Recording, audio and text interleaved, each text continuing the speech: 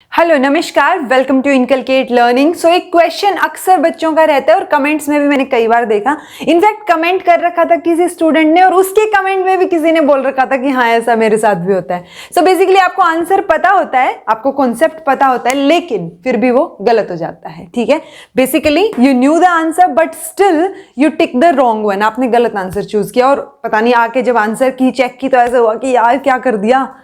वही चीज ना हो उसके लिए क्या क्या चीजें आप कर सकते हैं, किन चीजों का ध्यान रख सकते हैं और क्या क्या टिप्स आप फॉलो कर सकते हैं। सो 3 टिप्स मैं आपको बताऊंगी, वो आपको बिल्कुल दिमाग में रखनी है हमेशा, जिसकी वजह से आपकी ये मिस्टेक नहीं होगी। जब ये मिस्टेक होती है ना तो इस मिस्टेक को अक्सर हम क्या बोल देते हैं, ब्लंडर मिस्टेक, या फिर इसको बोल देते हैं सिली मिस्टेक। ठीक है, रीजन क्योंकि एक तरीके से मूर्खता ही हुई ना कि आपको चीजें तो पता थी बट स्टिल आपका गलत हो गया, राइट। तो वो मूर्खता ना हो उसके लिए 3 टिप्स। पहली है रिवाइज प्रॉपरली। ठीक है, कई बार क्या होता है हम चीजें पढ़ते तो हैं लेकिन वो चीज हमने 10 दिन पहले पढ़ी होती है और एग्जाम कब है, कल है। सो आपको वो रिवीजन जो है वो बहुत अच्छा आपको चाहिए होगा, ताकि ये ना हो कि पढ़ा पढ़ा तो लग रहा है बट पता नहीं इनमें से कौन सा आंसर आएगा और वो कंफ्यूजन क्रिएट हो जाए। सो उस कंफ्यूजन का सबसे पहला रीजन हो सकता है कि आपने ठीक से रिवाइज ना किया हो, वो हो। सो आपको बेटर तरीके से बार बार प्रॉपरली रिवाइज करना है। ठीक है जी। दूसरा आपको ध्यान रखना है प्रैक्टिस वेल। ठीक है, कई बार क्या होता है कि आपको कॉन्सेप्ट भी अच्छे से आता है लेकिन आपने जो एग्जाम आप देने जा रहे हैं, चाहे वो यूजीसी नेट हो, टैट हो, कोई भी एग्जाम हो, आपने उसके प्रीवियस ईयर क्वेश्चंस के हिसाब से अपने आप को प्रिपेयर नहीं किया कि उनका क्या लेवल है। और मान लो कोई एक टॉपिक है, मान लो एनसीएफ का टॉपिक है, ठीक है।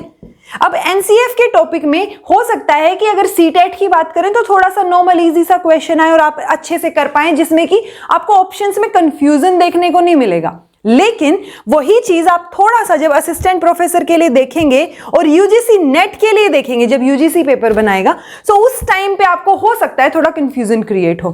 सो वो चीज कब नहीं होगी, जब आप अच्छे तरीके से प्रीवियस ईयर क्वेश्चंस को जो है प्रैक्टिस करके जाएंगे। जिन भी लोगों का जेआरएफ नेट क्लियर होता है, आपने एक बात उनसे सुनी होगी कि हाँ हमने बहुत अच्छे से थॉरोली जो है पीवाईक्यूज किए थे। ठीक है, सो एक पीवाईक्यूज और प्रैक्टिस करना है आपको। जितने भी क्वेश्चन मिले, कहीं से भी मिल जाएं, किसी भी लेवल के हों, तो वो सारे के सारे क्वेश्चंस आपको प्रैक्टिस करने हैं। ठीक है, अच्छे से रिवाइज करना है।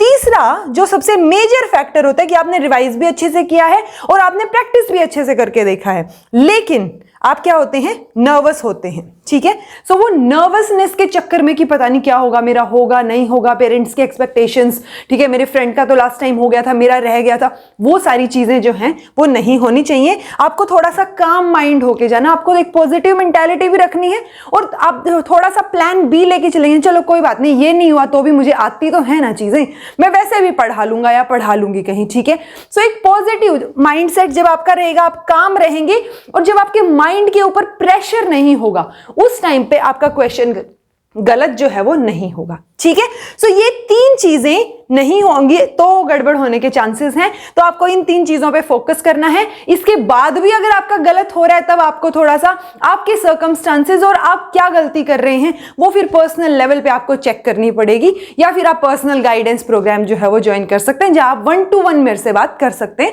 अपनी प्रॉब्लम के बारे में। ठीक है जी, so this was all about today. Thank you so much for watching.